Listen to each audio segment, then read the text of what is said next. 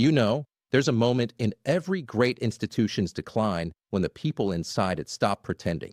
When they stop reaching for the old documents, stop quoting the old principles, and just vote. Just raise their hand and let something precious slip away. We may have watched one of those moments this week, and most of America barely noticed. I've spent a long time watching Washington, not from the outside, not through a television screen, but from inside the rooms where decisions get made, where the language of power gets negotiated, where men and women who know better make choices they'll spend years explaining away. And when I tell you that what the Senate did this week is different, that it has a different texture, a different weight than the ordinary dysfunction we've all grown numb to, I want you to take that seriously.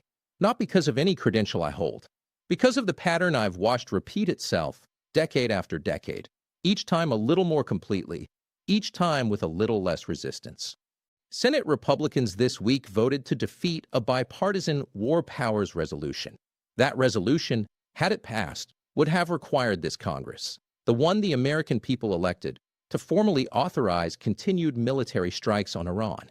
This is the second time in 2 weeks that resolution has been defeated.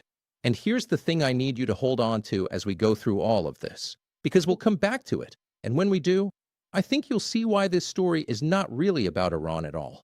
It's not about any one president or any one party or even any one vote. It's about a mechanism, a quiet, grinding, nearly invisible transfer of the most dangerous power any government can hold.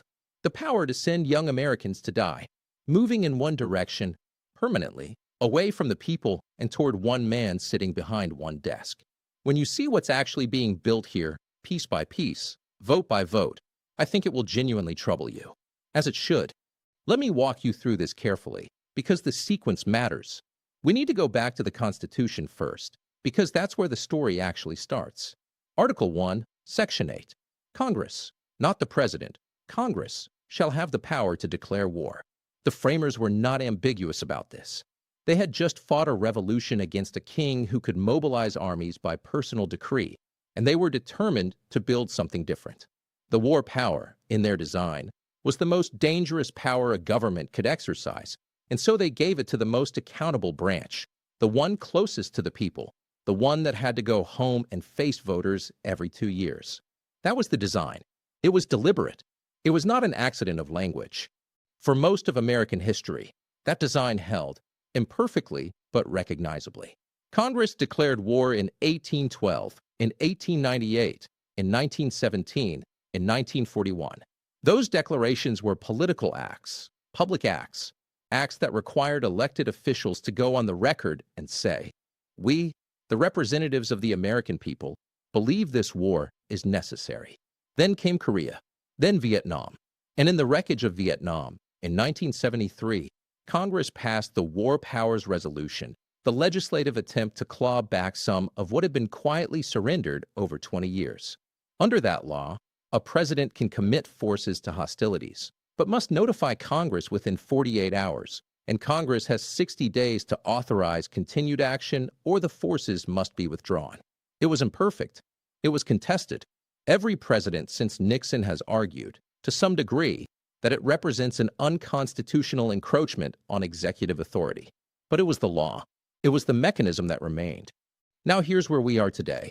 According to reporting from Reuters and the Associated Press, the United States has been conducting military strikes against Iran. Direct strikes. Kinetic operations, not proxy engagements. The administration notified Congress under the War Powers Resolution as required. The clock started, and Senator Tim Kaine of Virginia, a Democrat, introduced a resolution that would invoke the War Powers Act and require a formal authorization vote. He did this once. The resolution was defeated. He did it again 2 weeks later. Defeated again. The vote this week, as reported by Politico and confirmed by multiple outlets, fell largely along party lines, with Senate Republicans providing the votes necessary to kill it. Now let's be precise about what that vote means, because the framing matters enormously. A vote to defeat this resolution is not a vote to oppose the war. It is a vote to say that Congress should not be required to formally authorize the war. It is a vote to say that the president, this president, any president, should be able to continue conducting military operations against a sovereign nation without a separate, explicit, datable vote by the legislative branch. That is what was decided, not whether the strikes are wise, not whether Iran poses a threat, whether Congress has to own it. The BBC and Wall Street Journal have both reported extensively on the strategic context, Iran's nuclear program, the regional dynamics, the calculations being made in the administration. I am not here to litigate those. Reasonable people can disagree about the threat Iran poses. What is not reasonable? What cannot be squared with any honest reading of the document these senators swore to defend is the argument that Congress has no formal role in deciding whether a war continues. And this is where the Republican position requires some examination, not partisan examination, honest examination. Because many of the senators who voted to defeat this resolution spent the previous 4 years making a very specific argument. They argued that President Biden had overreached. They argued that the executive branch was accumulating power it was never meant to have. They argued, repeatedly and loudly, that the constitutional order needed to be defended against executive aggrandizement. Senator after senator went to the floor and invoked the framers, invoked separation of powers, invoked the principle that no one man should hold unchecked authority. Those are the same senators who this week voted to give the current president unchecked authority to continue a war, with no time limit attached, no exit strategy required, no plan submitted for congressional review. The position has not changed because the principles changed. The position changed because the man in the White House changed. That is worth naming clearly, without anger, but clearly. According to Politico's congressional reporters, Senator Kane's office has indicated they intend to continue forcing these votes. Under the War Powers Act, a resolution of this kind can be brought to the floor on a privileged basis, which means it cannot simply be buried in committee. It has to be voted on. Every 2 weeks, if the strikes continue, Kane can force another vote. And here's what that means in practical political terms. Because this is the hidden angle I mentioned at the beginning, the thing underneath the thing. Every 2 weeks, every Republican senator who votes to defeat this resolution is creating a voting record. A datable, quotable, searchable voting record that says, I voted against requiring congressional authorization for this war. That record will exist in November. It will exist in the next election cycle and the one after that. The Democratic strategy here is not primarily legislative. The legislation, they know, is unlikely to pass. The strategy is documentary. They are building a file, vote by vote, on every Republican senator who is willing to surrender Congress's war authority when their party controls the White House. And they are doing it in slow motion, in plain sight, with the full cooperation of the senators walking into the trap. Whether you think that's shrewd politics or cynical maneuvering probably depends on where you sit, but you should see it for what it is. There is also a practical dimension here that gets lost in the constitutional debate, and it deserves attention. Military operations of any significant scale cost money. As of the most recent reporting from the AP and Reuters, the strikes being conducted have involved assets and logistics that run into the billions of dollars. That money comes from somewhere. It comes from defense appropriations that Congress controls, or is supposed to control. And the longer a military operation continues without formal authorization, the more the spending rationale gets blurred, the more the accountability gets diffuse, and the harder it becomes for any oversight mechanism to function the way it was designed to. The framers understood this too. The power of the purse and the power to declare war were supposed to work together as a check. When one of them atrophies, the other becomes easier to circumvent as well. Let me try to put this in terms that might feel more immediate. Imagine you have a business partner. The partnership agreement you sign says that any expenditure over a certain amount requires both partners to sign off. Not one, both. That rule exists because both partners have skin in the game, because the agreement recognizes that big decisions carry big risks and no one person should bear the full weight of making them alone. Now imagine that your partner starts making large expenditures without telling you until after the fact. And when you say, look, the agreement requires both of us to sign, your partner says, I don't dispute the agreement, I just don't think it applies in this situation. And when you go to the board to enforce the agreement, the other board members, the ones who are friendly with your partner, vote to let it slide. Once, then again 2 weeks later. At what point does the agreement still exist in any meaningful sense? At what point is it just a piece of paper that everyone agrees to reference, but no one agrees to enforce? That is the position Article 1 is in right now. The document exists. The words haven't changed. But the enforcement mechanism, which was always congressional will, congressional courage, is being serially declined. And once a precedent is established that Congress will not enforce its own authority, that precedent does not easily reverse. Here's the honest truth. The issue before us is not whether the United States should respond to the threat posed by Iran's nuclear program. That is a real issue, a serious issue, one that deserves a serious national conversation. The issue is whether that conversation, that decision, belongs to one person or to the institution the Constitution assigned it to. And the answer the Senate gave this week is that it belongs to one person. Not because they said so out loud, because they voted to ensure there would be no formal check on that person's judgment. The distinction matters. Nobody stood up on the Senate floor and said, "We hereby transfer the war power to the executive branch." They just declined, again, to enforce the alternative. That is how constitutional erosion works. Not in proclamations, in abstentions, in procedural votes that feel technical and boring and don't make the evening news. In the slow accumulation of precedents, each one small enough to rationalize, that together amount to a fundamental restructuring of how power operates in this republic.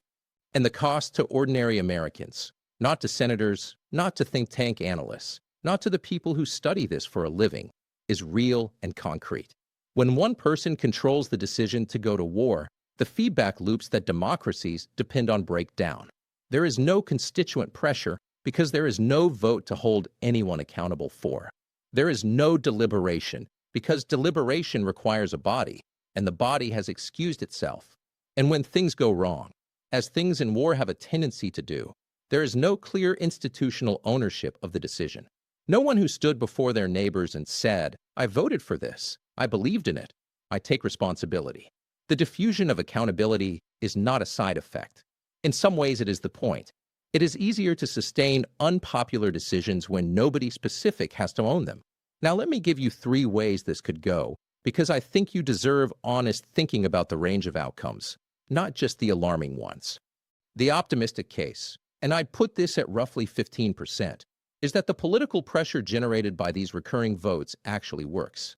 That enough Republican senators, facing their own re-election calculations, decide that the optics of repeatedly voting against congressional oversight are too costly.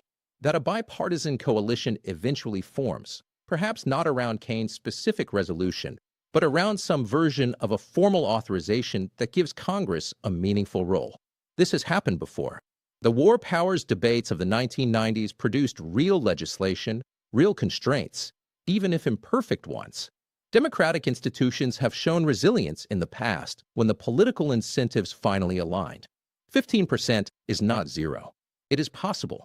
The grinding middle, and this is where I'd put the majority of the probability, call it 60%, is a long stalemate. The votes continue every 2 weeks. Republicans continue to defeat them. The political file gets built. The midterms arrive. Some seats change hands, some don't. The resolution either passes eventually under different political conditions, or the strikes conclude on their own timeline and the immediate pressure dissipates, leaving the underlying constitutional question exactly where it was before, unresolved, available for the next administration to push further. The grinding middle is not dramatic. It doesn't produce a crisis or a resolution. It just produces more precedent, more normalization, more erosion that feels manageable in the moment and only reveals its cumulative weight years later. The scenario that keeps me up at night is the one where this doesn't stop at Iran, where the precedent established here, that a president can conduct extended military operations without formal congressional authorization, and that the Senate will reliably decline to enforce the check, gets applied to the next situation. And the one after that. Military and foreign policy crises don't arrive on a schedule. They don't wait for political conditions to be favorable. And if we arrive at the next one, wherever it is, whatever it looks like, with the war power firmly in the hands of one person, with Congress having demonstrated repeatedly that it will not use the tools it has, with no functional authorization requirement and no exit strategy requirement, and no time limit requirement. Then we will have built exactly the structure the framers were most afraid of. Not tyranny by proclamation, tyranny by default, by the steady, boring, procedural surrender of the tools that make accountability possible. That is the scenario that doesn't require any single dramatic act to bring about. It just requires enough votes like the ones cast this week, repeated often enough, until the precedent is too embedded to challenge. I cannot tell you the probability on that one. I wish I could. So where does that leave us? And what do you actually do with any of this? Here's what I want to say to you directly, because I think it matters. This is not a story about left or right. The Constitution does not have a party affiliation. The War Power Clause does not become more or less legitimate depending on who is president.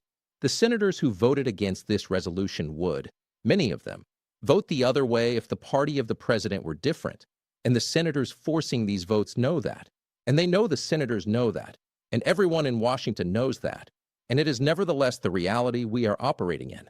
That is precisely why this issue requires pressure from people who are not operating inside that system, from people who have no interest in protecting institutional prerogatives or political fortunes, from people who actually live with the consequences of how these decisions get made. The tools you have are real. The war powers debates are, as I mentioned, not over. They will be forced to a vote again, probably within weeks. Your senators' offices receive calls. They receive letters. They track constituent sentiment more carefully than they would ever admit publicly, especially as elections approach. If you believe, and you are free to believe otherwise, this is a republic. If you believe that Congress should have a formal role in authorizing wars, that one person should not hold that power alone, that the document those senators swore to defend means what it says, then say so. Say it loudly enough that it registers. The mechanism for doing that still works. It is imperfect and slow and frustrating. It is also still there.